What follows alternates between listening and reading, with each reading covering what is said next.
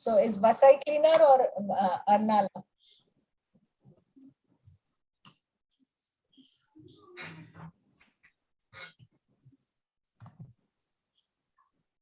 So we are live streaming, but is this being recorded, Hemant? Yes, both. Just a minute. I'll give you a call.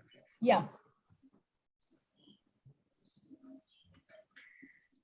So to all those who are watching us on YouTube, welcome. And today's webinar is very special. It's about Population Day and what overpopulation is doing to our world, and especially what it's doing to India.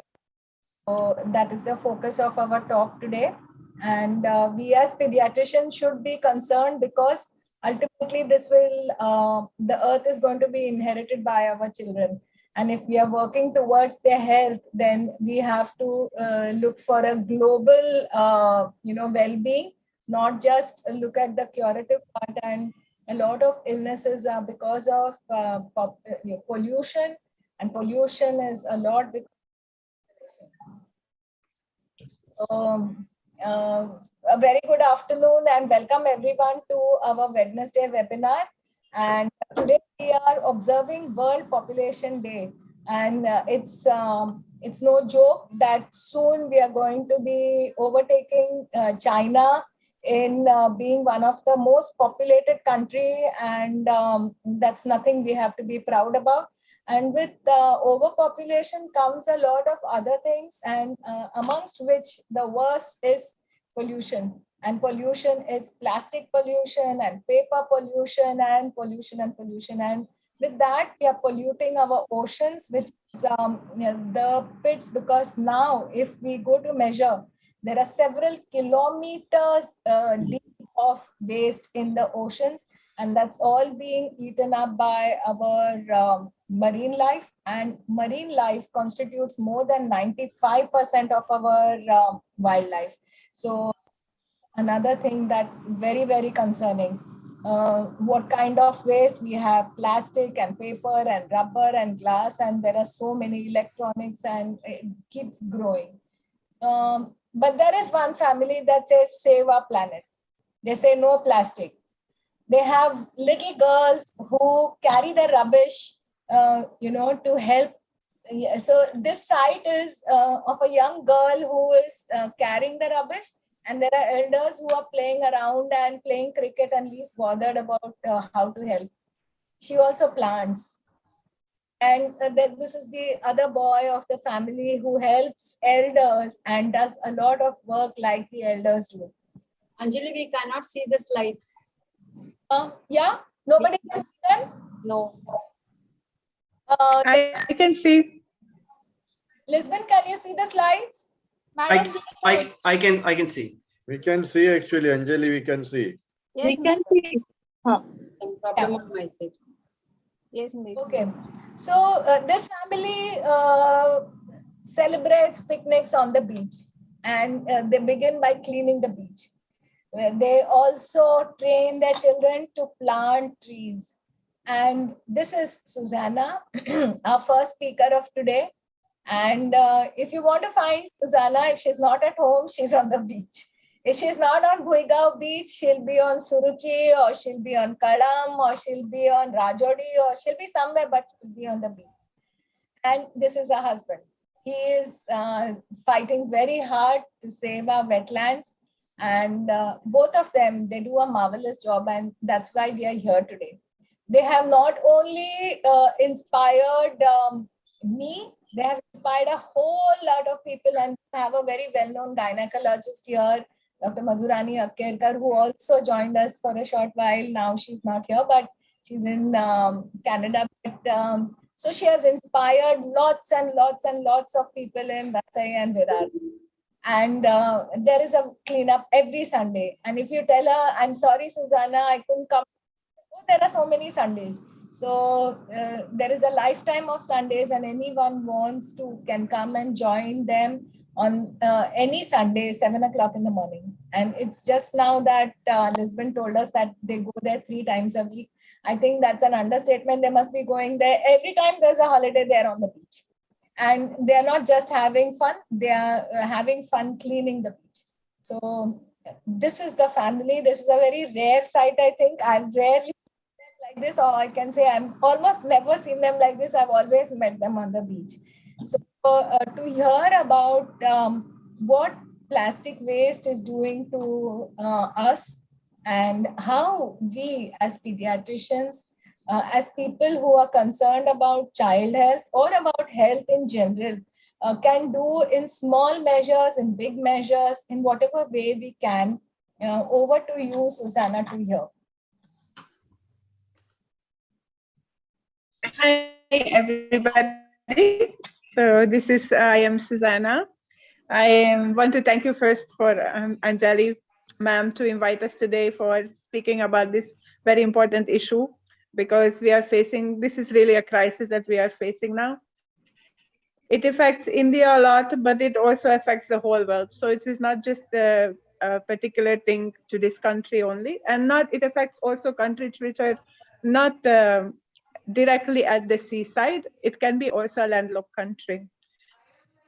I am from Hungary. So Hungary is in the center of Europe, and it is a totally landlocked country. We have no seaside, but we have plenty rivers and plenty lakes, hot springs. It's very rich in nature and natural beauty also. But plastic pollution is also present over there. The way it affects other countries and the seaside also, that our waste or waste that is in the rivers from our country is flowing down and it goes directly into the sea. For me, when I moved to India, it was a very big thing for me to actually live by the ocean, because for me, coming from a landlocked country, it is a very different side that I didn't grow up with this. And it was very inspiring for me. I just really enjoy being at the seaside because, I just love the sound of the water and the sea and the breeze and the sand and the coconut trees. But I think most of us enjoy this. But the concern came a little bit later when we started a family with my husband. And so he's grew up here in Vasai itself.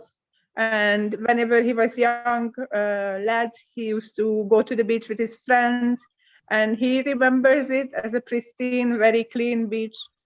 And then whenever I came and we started with our family, take the kids, to try to give them the same kind of experience that he had growing up. And what we found that it is not really possible anymore, because everywhere you go, there is rubbish just lying everywhere. The beaches are absolutely full.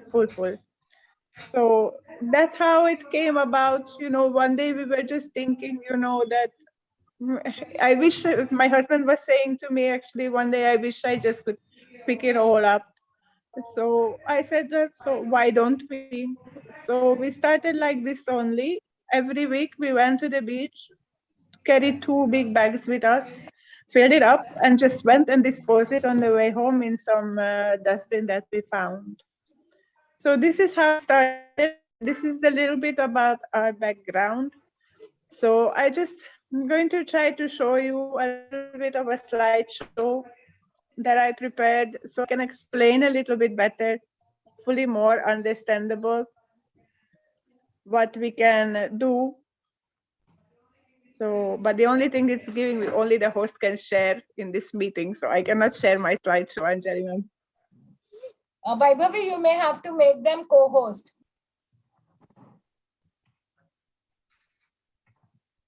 So during the presentation, then I can explain a little bit. Yeah, Archana will have to do that. Okay, sure. Yeah, okay. No, Archana, you have to make Susanna and Lisbon co-hosts.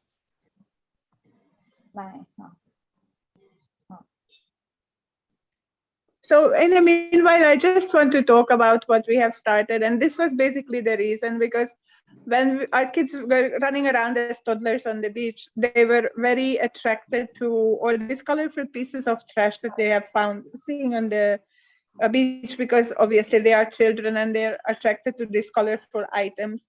And they are not aware of what these things actually are, because we have found many things that are dangerous to them, like broken glasses, a lot of plastic small pieces that they would put in their mouths. There is shoes, clothes, syringes, everything you find is on the beach. So as a mother, you've always in constant fear and running after them, to trying to stop them. Can you please not pick up? Don't do this, don't do that. And I felt very, very sad that, that's all they hear. No, no, no, no, no. Every time we go to the beach, it's just a no, because they're supposed to be enjoy themselves. They're supposed to be having fun and be able to run around and not to be scared of getting injured while on the beach. And this is the reason actually we started. That was one of the main reasons. Susanna, you can Madam, share you your can slides. share yours. Yes, Yeah. yes, 1 second. Just I have to find how to do it. First, just give me 1 little second.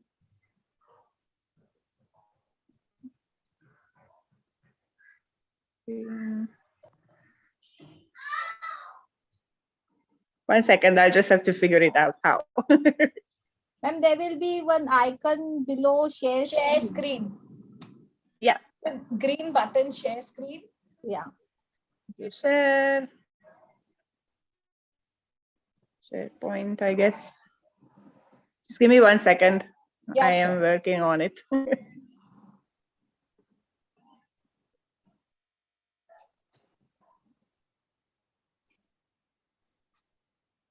Mm. Screen, I guess.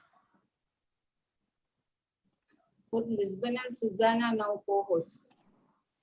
Yes, I'm getting there. Okay, I think I've started it. Can anybody see it? No, we can't. No, madam. So No. actually, Susanna, you have to open it in PowerPoint earlier and then minimize it, and then you'll be able to share. So you want to do that? Okay. Yeah, I have already opened it. No, but we cannot see. Start now. Press share screen. Huh.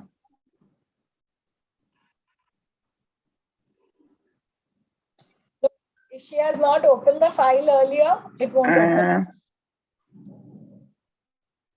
I have opened it, but Yeah, but we can't see Susanna because you haven't opened it earlier. So yeah, yes, we can see now. Susanna, great. We have seen. can you Yes. Fill the slide. can you see now? Yeah, we can. Yeah, we can, but it's on Oh, its. can you see? Yeah. Okay, it's on, great. yeah. Okay. Now you have to open the. Is it visible then? Yes. Yeah. Yeah, You've ma'am. started screen sharing. The But file is we have open. to see the file. We can't see your presentation. Yes. Yeah. I'm sorry, I don't see anything. I don't know what I'm doing here. One Now second. Now it's come. It's come. You can see now. Huh. It's Yes. come? Okay, Again, it's just gone. probably a little delay is there then. Then probably a little bit of delay is there then. Okay, so I have called this basically this file that called There is no planet or Plan B. And because there is only one planet that we have, so we have to look after it well, the most of our capabilities, because the only one we have, and it's the only one we're going to pass down to future generations. And I just basically cover also how to live a little bit more sustainable life and about our work. So our team is called Vasai Beach Cleaners, and we have been working on the local beaches for the last 5 years up till now. We started in 2017. In this time, we have probably removed over 600 tons of rubbish. It is probably more than that, but we have no way of actually measuring it correctly. We have planted around 500 palm saplings, a lot of mangrove saplings, and worked with thousands and thousands of volunteers over this period of time. We have started on Buigaon Beach. This was the most preferred beach. And it was because it is very popular among locals. It's one of the most dirtiest ones also. So when we started, it literally looked like this. It was basically a carpet of plastic, barely visible sand. So that is as we can agree, it's not a natural sight for us to see, for any human. And during monsoon season, actually, a lot of more of this trash is arriving. With the high tides and the rough seas that are cleaning out, all the rains, of course, are cleaning out all the nalas and the rivers and all the accumulated trash all throughout the year. It ends up on our shores. And the way it comes on the shore, it comes in waves. So you get a layer of trash, then a layer of sand is coming to cover it, another layer of sand, another layer of trash. So basically, if you dig deep down any point on the beach, you will find plastic, even if on the surface, you might not be able to see it. The main thing that we are working is that this has to be always a continuous effort. Just, the same way we are looking after our homes, we are doing it daily, and it is not because somebody is telling you to do it. It is because it's what you have to do, because cleanliness is a part of being healthy. So we maintain our home daily. So we should treat outside nature just the same way as we are treating our homes. We should look at it as an extension of our home. And it has to be a continuous effort. That's why we are doing it for the last 5 years, for every single Sunday. So we have crossed over 200 cleanups now. We are probably around 220. And sometimes it's only a few of us, because, we can expect everybody to be there every time, every time free, giving up their free time. Mostly we were volunteers. So sometimes we are just a few of us, but sometimes we also have a very large group of people. Sometimes more than one group is joining at the same time. The main thing is consistency is the key. So we have to keep continuing all the time. On the beach, we find a variety of items. Here in the pictures, you see just an array of things.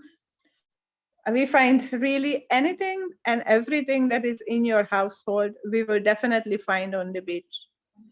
There is clothing items, there are a lot of shoes, there is toothbrushes, other hygiene products like creams, hair oil, sanitizer packets. There are from light bulbs to really everything is there. Anything and everything in your house, at one point we have found on the beach. Now, a lot of these household things have one common thing in common. Like here you see there's a lot of pens, medicine bottles, there is this disposable cutlery. All these have one thing in common mostly, that they are generated every day in our house. And mostly these are made out of plastic. So basically, once we are finished with these items at home, we are just putting it in a dustbin. That is a general practice of everybody. And we give it to the garbage guy who comes and collects it at our door. And after that, we don't really know what happens to it anymore. It gets put on the truck and the truck takes it away and it goes into landfill. But what happens there, we are not aware of. So it is, if it's not disposed correctly, which many of the items are not, it has an extremely damaging effect on wildlife and also on humans. So how can that happen?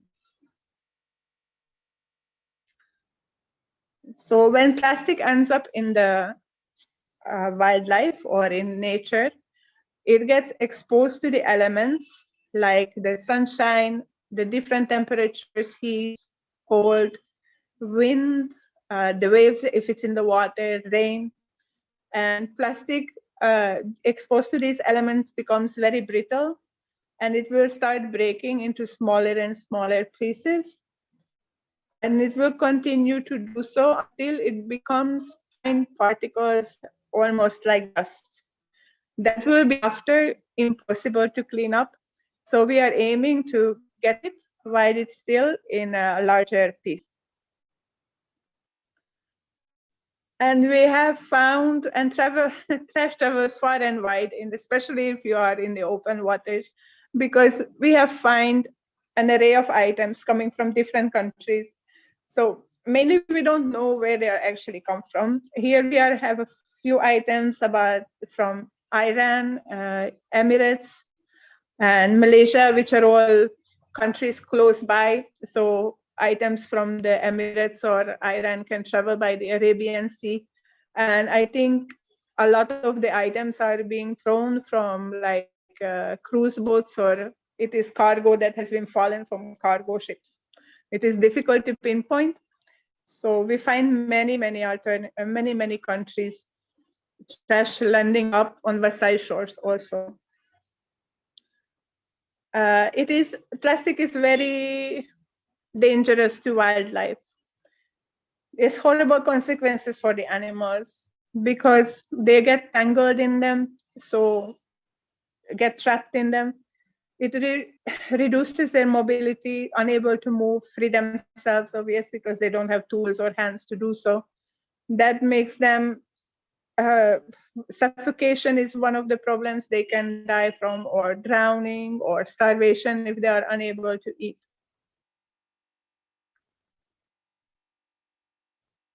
Also, because they are not finding food, so starvation is a problem. And they also, because their mobility is reduced, they can fall easy prey for other predators. And also, when these plastic items are floating in the ocean, these colorful pieces are often mistaken, especially by seabirds, for food. They look like little colorful fish that they will catch. And they would feed it to their young also, because that's how they feed their young. They pick up and then they feed. So then also that little chick has already starting with no chance in life. It has a very huge problem also for human health. So devastating effects on humans also. There is a ton of research is going into it these days, that especially the microplastic and all the plastic, the heavy metals and chemicals, it leaches everywhere in the rain and in the soil. It's floating around in the air. It can cause many problems for human beings also, such as skin irritation, breathing problems. For reproductive, for women, it's very hormonal imbalance it can cause. So very devastating effect. Recent articles were showing actually that for the first time, microplastics have been found in human blood and also in our lungs. Even in fetuses now, it shows up because obviously of the mother, it goes absorbed. It absorbs from the water we drink, from the air we breathe. It's in our food now. So they say in 1 year, you probably digest as much plastic as like a bank card or a credit card.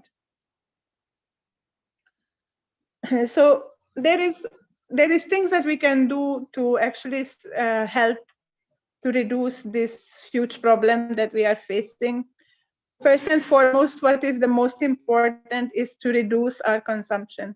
So most people have become so used to just buying anything and everything on a whim without actually considering, is it really a needed? This is consumerism has taken over many people's lives. So reduce our consumption in general of everything, let it be food or items that we have in our homes. Second, we can reuse what we already have available in our homes. So just because something is a little worn out, it doesn't mean that you cannot reuse for another little while. Once you're done, it has reached the end of the cycle of his life, one item, you can best is to recycle it. There is many things that we can recycle nowadays, from paper to plastic, glass, tin, clothing, literally everything is recyclable. And one of the other most important thing is to refuse, especially the single-use items. They are basically used for a few seconds and discarded after. So just many of us already know all these things about more sustainable lifestyle. But I just want to summarize up a little bit, what can be done to lead a more sustainable lifestyle from our home. One is to replace our single-use bags for cloth bags that can be used multiple times. I've tried for at least 15 years now, so I think it can be said that it lasts for a very long time. Another main thing is to stop buying bottled water when you're outside. If you can, always carry your refillable water with you. We are living in a hot climate country, so a bottle of water with us at all times is a must, really. There are so many designs and so many different types of bottles that everybody will find something probably that suits their personality. And even if it's made out of plastic, if it can be reused multiple times, it is still better than buying the single-use plastic ones. But the best to opt for stainless steel. Also in our household, our personal hygiene items, we can replace for more environmentally friendly options. A lot of the things that we find on the beach are also toothbrushes. There is just thousands that we find. It is beyond me how it's going to end, how it ends up on the beach. There is many things that we can use. For instance, instead of shower gels and things like that, we can use soap bars. We can replace it with soap bars, which are just wrapped in paper. Nowadays there is also shampoo bars are available, which means that you can actually remove the shampoo bottles from your life also. Body scrubbers, we can use these loofahs, which is actually a type of gourd that actually grows on a beach, actually, believe it or not, and we are just picking it from there normally. And it is a type of plant. When it's dried, you can remove the peel, and inside is like this spongy texture. It is an excellent replacement for washing your dishes at home also, or even for cleaning your body. Then also many hair combs and hairbrushes are available nowadays made out of bamboo or neem, which is extremely good for your hair, healthy for your hair. Even toothpaste tubes, we find so many. And tooth powder is another alternative that we can use. Cotton buds that have no plastic stem anymore, you can find ones made with paper or ones made with bamboo. So these are just a few of the personal hygiene items. But also in our everyday household, we can replace things. For instance, when I look at this picture, actually, it reminds me of how our grandparents' kitchen used to look like. They used to have many of these earthenwares and these scrubbers that were made out of natural fibers, and they were keeping their glass jars, from items that they bought in shops like jams and things, and reuse them for other storage. Coconut scrubber was very popular, especially here in India, where coconut is just everywhere. So there's many alternatives that we can do for our household items. The only thing I want to say about household items, if you already have plastic in the house, there is no need to suddenly say, okay, I'm just going to ditch everything and my house is going to become completely plastic free, because then you're just adding some more problem. I would suggest wait until it's broken and then you can replace it with something else, more sustainable. So what we can also do is to recycle a lot of this household waste. So what our family has mostly as a rubbish is plastic packaging that comes from food. Actually, plastic is very useful item also because it keeps our food hygienic and fresh, and we can keep it longer free from pests and not getting spoiled so easily. But after we are done with it, what to do with it? The other thing we have always is paper items and electrical gadgets nowadays, from batteries to chargers that keep breaking all the time. All these things are recyclable.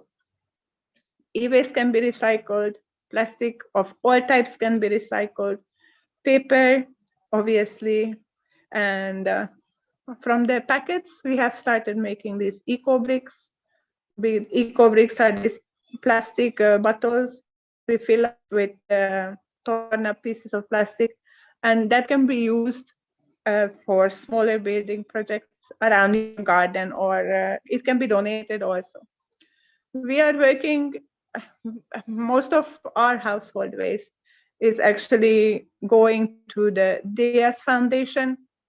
They are actually very helpful and useful for us to donate all our trash. They really take everything from e-waste, all of these items I have mentioned above. Another thing that my husband probably will talk a little bit more, we have tried to find a way, to recycle the hard, difficult recyclable items that we find on the beach, because most of them are contaminated with sand and some oil. So he had a way of finding how to make that into bricks, but I let him talk about this a little bit more after. So even during our cleanups, we are trying as best as we can to go for more sustainable options.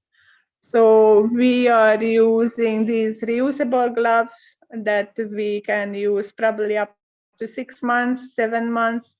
And after each use, we are washing them, drying them, and giving it out. We use, for collecting of the waste, we use these cement bags or grain bags, and also bed sheets and tarps. We try to stay away from single-use plastic bags. And even we like to finish our cleanups, and build a little bit of community spirit by having a little snack and chat and a get together. And we aim to always take homemade snacks with us. So we encourage everybody to carry their own bottle of water, so we don't have to give out bottles of water. We bring fruit, which is the most eco-friendly. It comes in its own packaging. And normally we are getting our snacks from either some local vendors, homemade, or we make it at home also. We have a lot of fun. That is the most fun part, though, is when we have a lot of kids around in the cleanups, because we are trying to teach them young how important it is to keep the environment clean and trash free. And we try to make little funny posters with them in a hope that it catches the attention of the grown-ups also. So we always try to post, little posters and anything, that catches the attention of people. Also, we find that, leading by example as an adult is very useful, very important, because kids are always following our example. So, if as a parent, I'm doing this way, then I'm hoping, and I think, it becomes second nature for them growing up, and they will do it once they grown up without thinking, because it is in their nature now.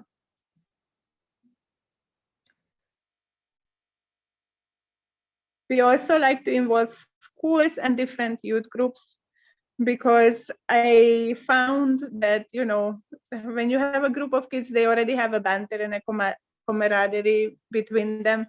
And it's a team spirit that gives them a powerful drive. And they truly, really do enjoy beach cleanups, because it is a break from the monotony. We have basically most of our kids, especially in the last 2 years because of COVID, they have spent a lot of time inside, indoors. So they are just so happy to be outside in nature. And I think, it is a good educational thing also, because sometimes they are not even realizing the amount of trash and the items, the different things that you can find, why and how they ended up there. So it is very educational for them also. So to finish up my slide, I just want to say a last little thing here, that the ultimate message is very simple. To get your hands dirty for a clean future. That is one saying that Anjali ma'am coined for us, and we kind of keep following with this, because there is no such thing as waiting for somebody else to do it. and you do have to get your hands dirty. If it's not, going to beach cleaning every day or every Sunday like we do, we are very passionate about it, but maybe it's not everybody's cup of tea. You can still do something. It's just to be proactive and do something, which can be at your home also. You can start with your recycling. You can start with your sustainable items, like little things like carrying your cloth bags. So be proactive and take part in it, and don't wait for anybody else to do it for you. So this was my little presentation. I hope it was useful and informative. Wonderful. I hope. I hope you understood also, because sometimes I speak very fast and I forget. Yeah, yes, Hemant. Jayashree. If there is any questions you would like to ask, Susanna. feel free. Yeah, Anjali. Yeah. Yes. यांची माहिती जमा कर, आपण खासदाराची सही घेऊन यांना पद्मश्रीसाठी पाठवून देऊ. त्यांच्या मुलाच्या नावाने पाठवूया. 5-year-old getting a Nobel. चालू आहे ना आपलं? You'll have to speak in English. हा पण नाही, त्यांना कळायला नको म्हणून तुला मराठी सांगत. बोल ना. I propose that we collect all their information, take our MP's sign that I will do, and send for Padma Shri. Because if they get then the job done, then their work is projected. And we propose it for their child, 5-year child who does it. So it will be the youngest Padma Shri on that. Yes. True. Good. Yes. It's a good way of spreading the message. Yes. Actually, Hemant, we have taken a cue from them when we went to tree plantation last year. In our club also has joined. So I introduced a lot of Leos from Lions Club of Tarapur.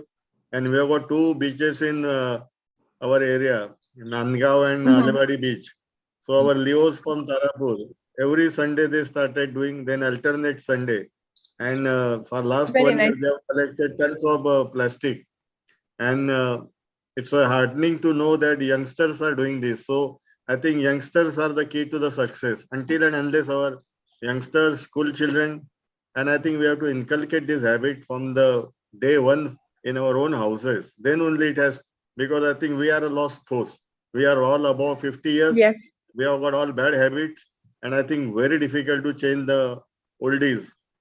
And they start fighting with us. They give us a lot of negative outputs. They will bring some rotten internet studies, and they say how plastic is useful and all, try to spoil and confuse our youngsters. So I think Lisbon and Susanna, it's wonderful.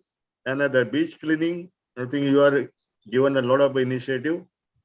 And what I saw that you are collecting and recycling. See, we have got one group in Boisar. Incidentally, I am a president of Citizen Forum of Boisar, and we are fighting with MIDC, Tarapur, to give us a waste management, the domestic waste management plot. But because it's a policy decision, because if they give us a plot in MIDC, they will have to give a plot in all MIDCs in Maharashtra. So they are dilly-dallying it, and last 20 it's years a need we are of the hour, fighting, really. and we are running from door to door. And now what has happened, when we went to the district collector of Palghar, he said that each and every Gram Panchayat, their responsibility to do the waste management. So the ball is thrown from one court to another court, and as a commoners, we are really facing a real, I will say that we are frustrated, 20 years, then when we reach the highest authority, they tell us you have come to a wrong person. Again, you start from Shri Ganesha. तर मला वाटतं अंजली की आपल्यासारख्या सगळ्या पिडियाट्रिशियन्स आणि आपल्या पेशंटला पण त्यांच्या पालकांना लहानपणापासून या सवयी लावल्या पाहिजे. त्याच्याशिवाय काही खरं नाहीये. कारण what Lisbon and Susanna is doing, it is, I think, not sufficient to overcome, because you may clean small part of Vasai, but it is menacing problem throughout the globe. What she has shown on Vasai beach, you are getting from plastic from China and Iran and Ireland. So I think it's dangerous. So we all have to wake up and take a call. Yes, absolutely. And for it is a global problem. It's a global problem. And our cleanups are mostly, I know that our cleanups are just drop in the ocean. And main reason we are doing it is for creating awareness. Correct. Yes. Yeah, absolutely. And that has always been Susanna's focus, that whenever she finds anything, she takes a good picture to, spread awareness that these are household items, and at home have to be responsible for what we throw. And the idea is that we become zero waste and throw and just send it for recycling. So that's the important point that Susanna made. And we had someone to come all the way from Hungary to wake us up. Yeah, Hemant, you wanted to say something? Yeah. May Susanna, both of them give us slides. We'll translate them in Indian languages. Then we'll reach more people. Yes. Sure. I will send it, no problem. I already sent it to Anjali ma'am, so you can get it from her, or I can, if I can post it to anyone. Yes, I will post it to you, Hemant, and thank you very much. And I like the thing you said, that we should clean our environment like our houses, and it's an extension of our house. Absolutely true. And the opposite is done, and everyone takes kachra from the house and throws it outside. So I think that is a point well made, that the environment is an extension of our homes, and we have to treat it as such. And we come to Lisbon's talk, and Lisbon is not just in, but he is into recycling, and he wants to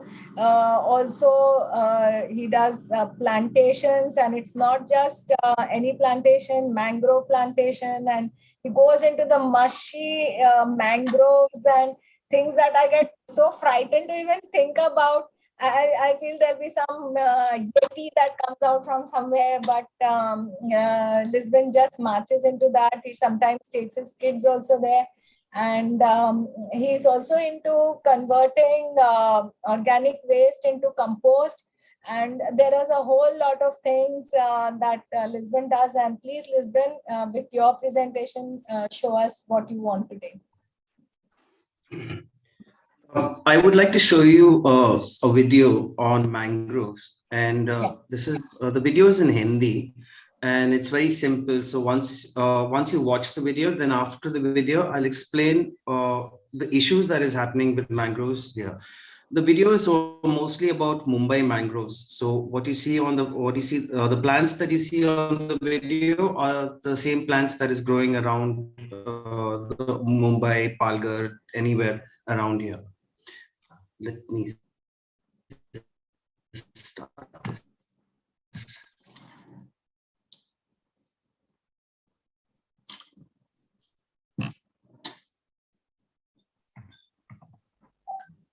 Can you see my video? No. Can people see it? No. Yes. No. Yes, Lisbon. Okay. Play it. I'll start it, but if the connection breaks, then I'll have Susanna do it, because I sent her a link. So let me see if mine works. If it doesn't, then we'll have her. Yeah, sure.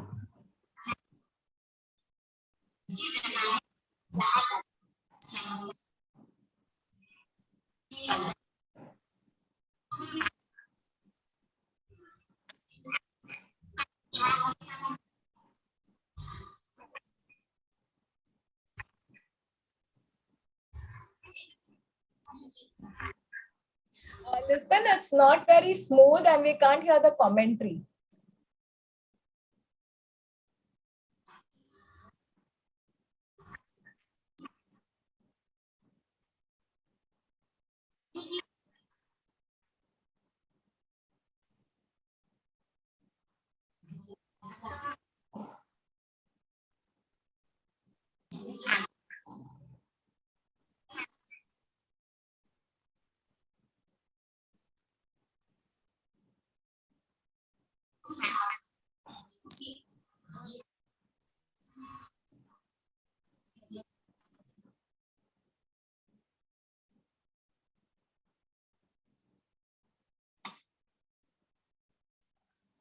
Lisbon, we can't see it. It's not moving.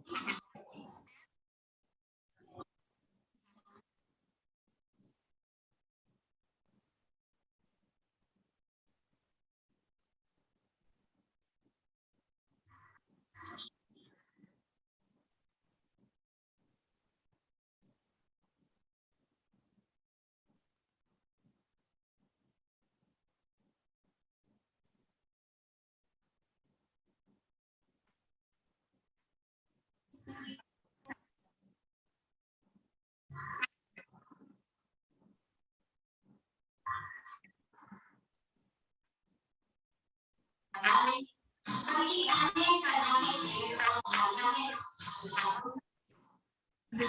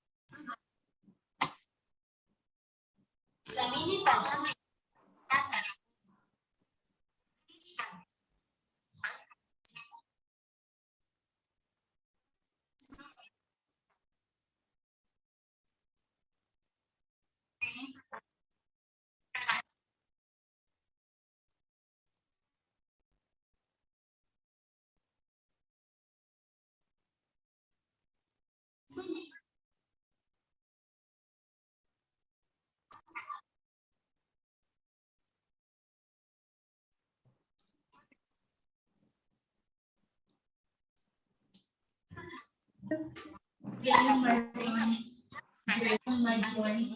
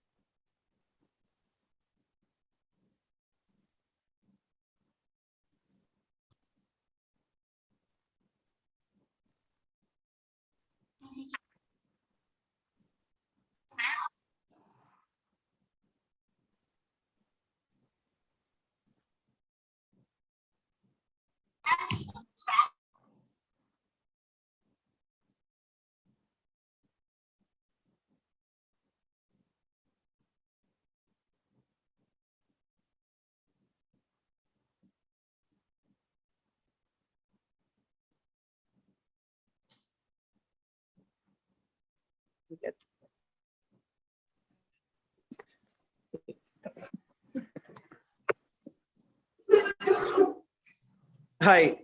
Hi. Yeah, thank you for that video. So, It was not very smooth. all right, could you all hear? No, we couldn't hear the video well. And even now, I think your net is a little slow. There's a lag. So if you can put your video off, you can speak.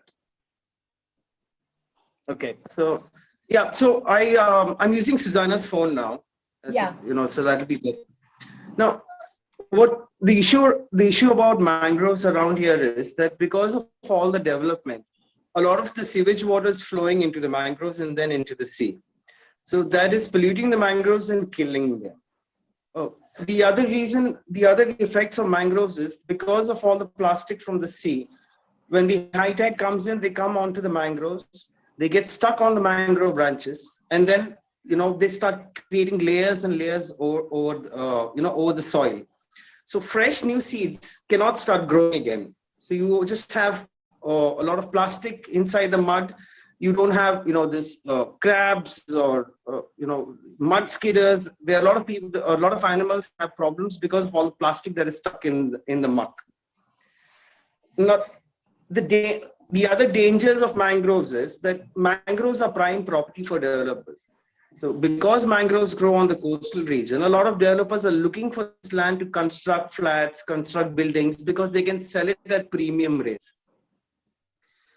Another issue about mangroves is that a lot of shrimp farming goes around, because when you're having shrimps, like you have jingas and you have these, they need a lot of seawater. So what they do is, they cut all of the mangroves, they create these big pits, and they do a lot of shrimp farming. So those are a lot of, some of the dangers that is happening around here. A lot of mangroves are not, the government is saying that they are protected, but the government is not taking enough action to protect them. So people start doing business on them. Developers are trying to look for mangroves, to buy. So that is one of the biggest problems that we face here. The only way to save mangroves is to create more awareness and to have people involved in mangrove plantation, in mangrove conservation, and to understand what mangroves is all about. So once somebody understands what it is all about, that is when you start creating more awareness and people will try to protect them. Now, what I do around here is that when we get mangrove seeds, we grow them like this. And once they become big enough, we go replant them back again into the beaches or wherever I find space for these mangroves to grow. So Lisbon, we could not see where you've grown them. Oh, one second.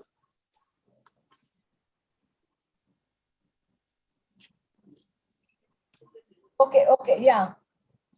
Yes. So if you look here,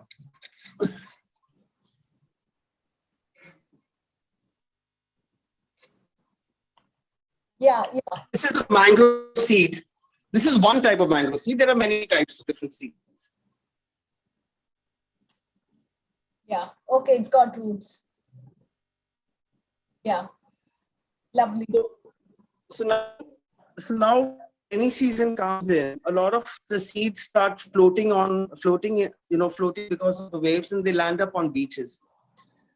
A lot of people don't know that these seeds are mangrove seeds on beaches. People walk over them, they drive their bike over them, they drive their cars, and a lot of these mangroves start dying. So, if you ever see these kind of seeds on the beach, try avoid walking over them, because eventually they'll grow into, mangrove trees.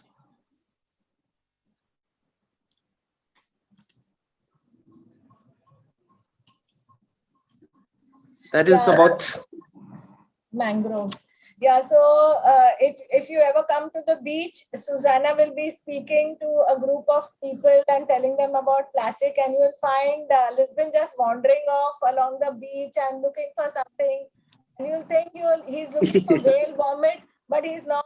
And what he's looking for is mangrove seeds. And then he'll come back with a bunch of them, and he takes them home and he germinates them. He's given me a few and I have some at home. So that's what Lisbon does. And he made it sound very short, but every Sunday he takes his kids and the plants that he has germinated, his kids and he, and then whomever joins him who are motivated, they plant the mangrove along the, the beach.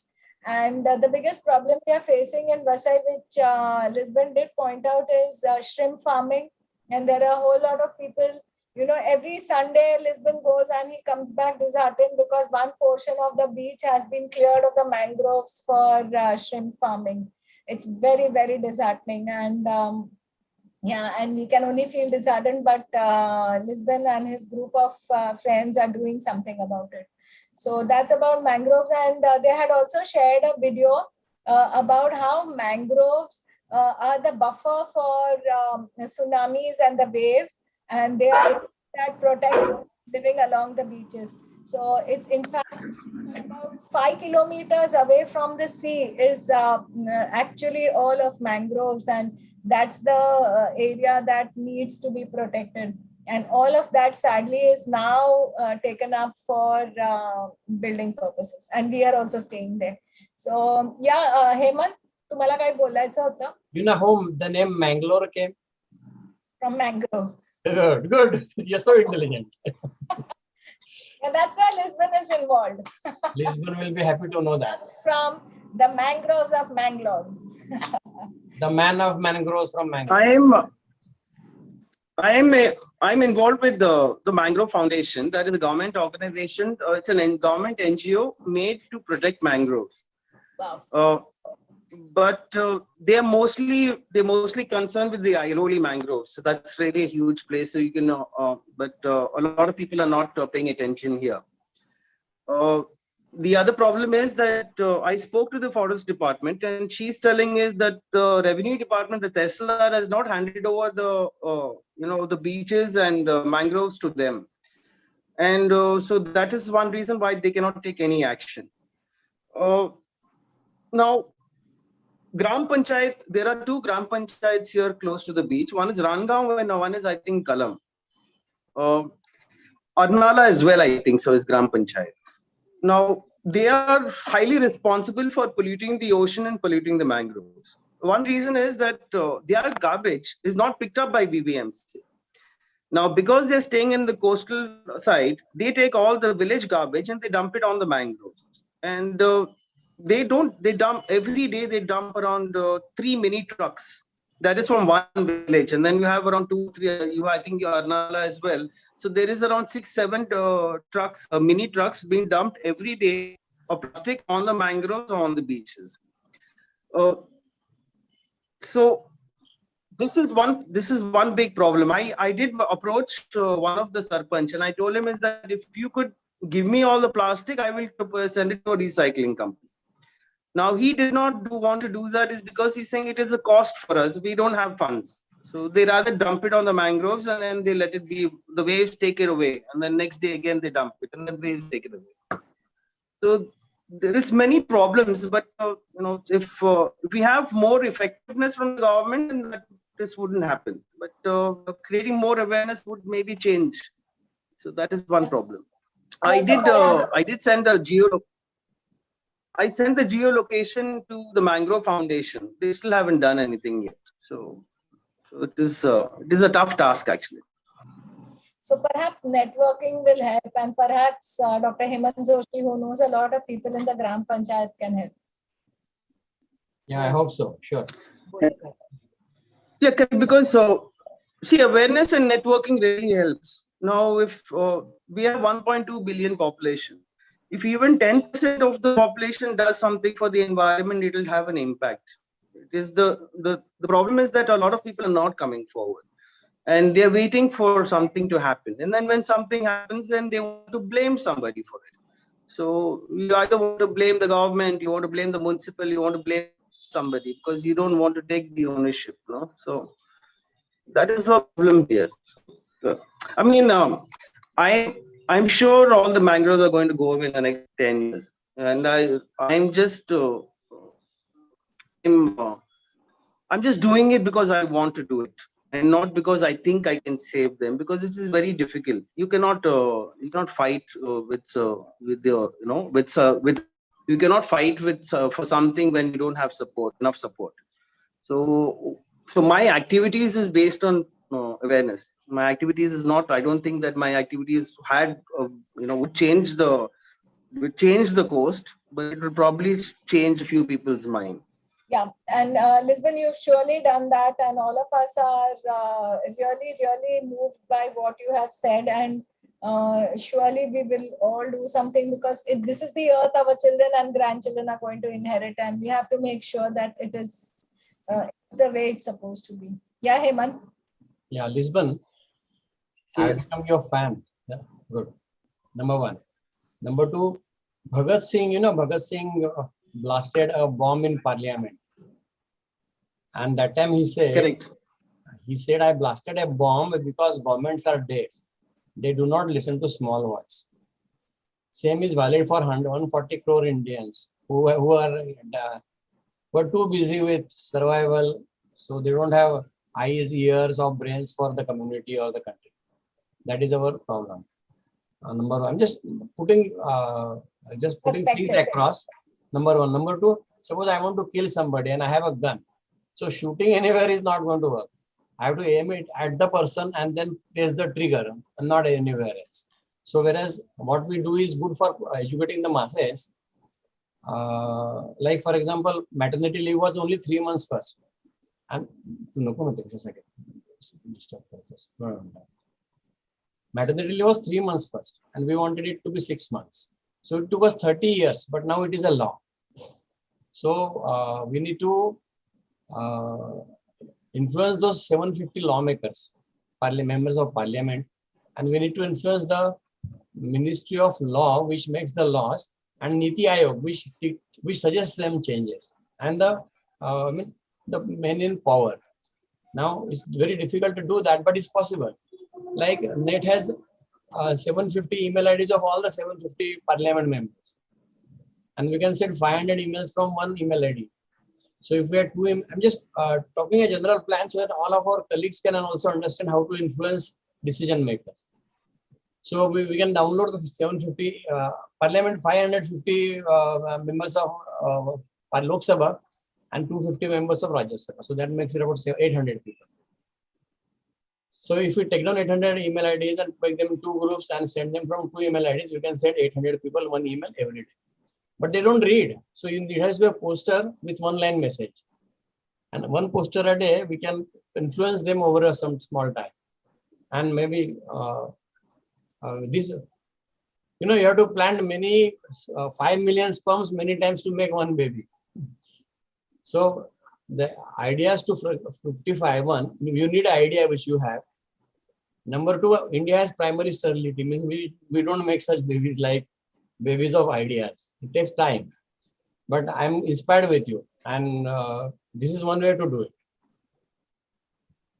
Like talking to there are think tanks of political parties, like BJP has one, for example.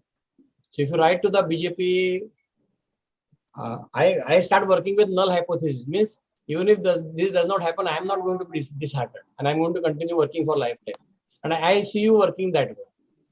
So if we can you give me all the ideas that you want to put across. I will try to reach it to BJP think tank.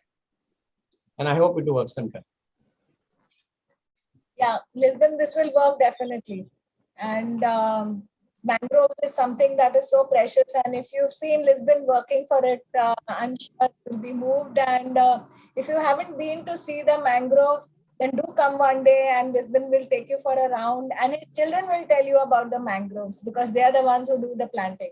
So if you go to Vasif Fort by your car and go across the fort where there is a slope for the boats to come, and on the right and left you can see nice mangroves. So he does that every day. And man grows only if the mangroves grow. And man dies if the mangrove dies.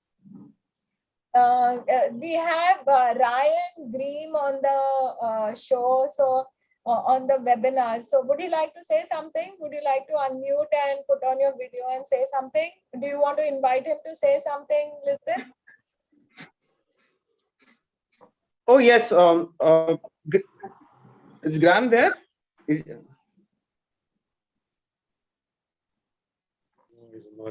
Yeah, he's there. Yes. Hi.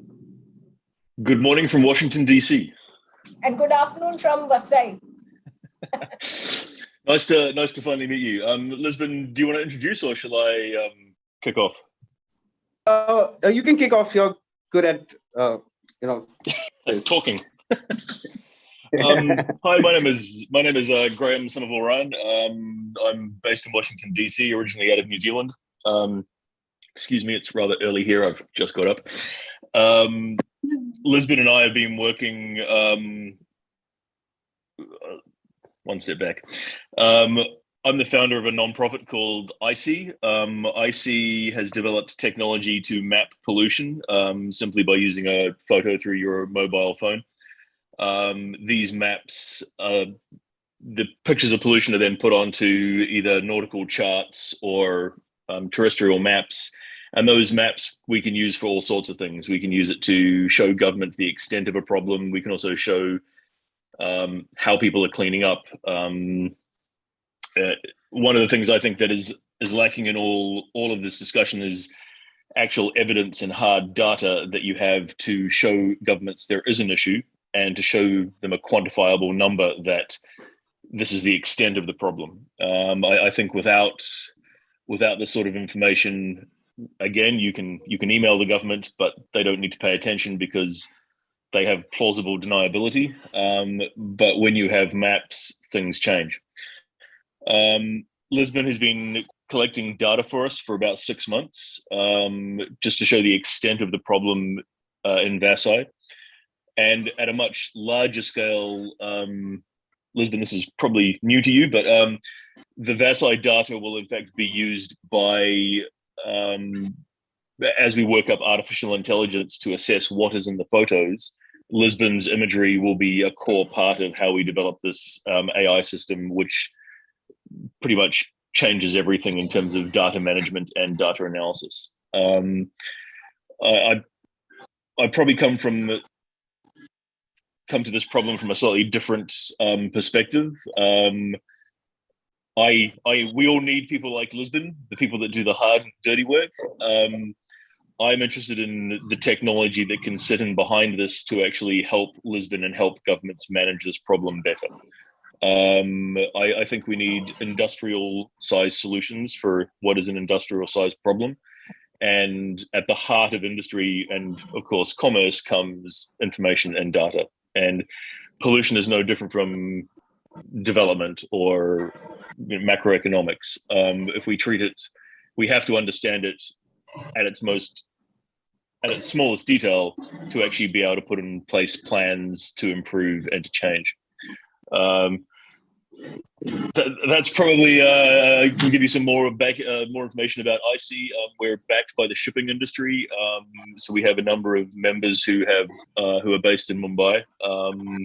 These are some of the largest shipping companies in the world, and within the shipping industry, of course, there is also an immense amount of available technology on things like wind, weather, currents, wave. All of these from a mapping perspective can be overlaid onto pollution, and we can actually predict where it will where it will go and where it will come from. And these are things that we're looking at as we develop our technology, although we are very, very new. That is icy. I believe we've had a ton of information out of Vasai, and it's fascinating. It really is. The things we have seen in terms of where pollution comes from. Lisbon has items from Chile, from New Zealand, from Norway, all washing up on Vasai Beach. This is a problem that is far beyond just India, and India is a recipient of rubbish as much as a polluter, and this needs to stop. Now I see what IC does. Exactly. So, yeah, thank you so much for joining in, Graham. And thank you so much, Lisbon. And thank you so much, Susanna. I can't see her. I can't see the kids either. And I'm sure Lucius wants to say something. Is he there? No, he's inside in the other room. So Okay. Is Susanna holding him down from saying something? Yeah. So I think we come. Is Susanna there? No,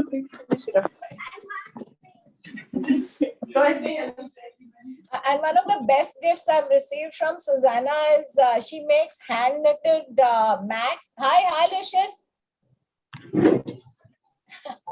So Susanna makes the most beautiful hand knitted door mats, and there are several she has gifted me, and they're reused from old t-shirts, and they do more things than they have said today. And we are ever so grateful because it's not just what they do, it's they're lighting so many lamps, and they are inspiring and motivating so many of us, and they're being the role model to their kids. And in fact, I haven't put up that picture, but there was a fancy dress competition some days ago in the school. And what do you think Lucius became? He became the monsoon with clouds and lightning. And what do you think? I forget her name, Lucius and Nasha. Nasha became an owl and the night and things like that. So it's all about nature, and they're being trained and they're giving the right kind of education, Lisbon. It's a lot more than maths and science and things can do for us. And it's about the way of living, and it's about the future, and it's about the things that our children are going to inherit. So thank you so much for lighting up the path for us. And you know, it's not a mean task. It's something, and you get your hands dirty, no doubt, every to keep a clean environment. And I'm sure many of us are motivated, and we're going to try and make it to one of them. And it's a long time I've been to the beach, and I'll be joining you all soon. Thank you very much for everyone who has joined in today.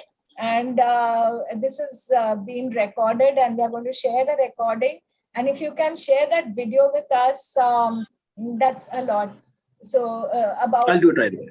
Yeah, so we have an environment group for pediatrics, and pediatricians are trying to hold conferences which are zero waste. So they have promised they're not going to use any single-use plastic and things like that, because a lot of these conferences generate a lot of waste and a lot of single-time use plastic. And that's something that they are also working towards. And as doctors, I think we should also work towards seeing how we can reduce or we can recycle many of the things that doctors throw away. There are a lot of things like medicine bottles, and you know, the pill strips and syringes, and a whole lot of things that we really need to know how they should be really recycled. So there's a lot Lisbon, and that's a whole different kind of education we need to get. And we will start small, and we'll start with the directives that you have given. Thank you so much. And Graham, that's such a wonderful thing, giving a number to the work that, you know, that's hard evidence. And evidence-based is something that doctors know about, and that's something that will work towards influencing you know, politicians who make the decisions and make the laws. So thank you much, Susanna. I can see you in the background, but thanks a lot. And it's tea time for you all. And thank you very much, everyone. Namaste, and we meet again next Wednesday. Thank you. Yeah. Thank you. Thank you.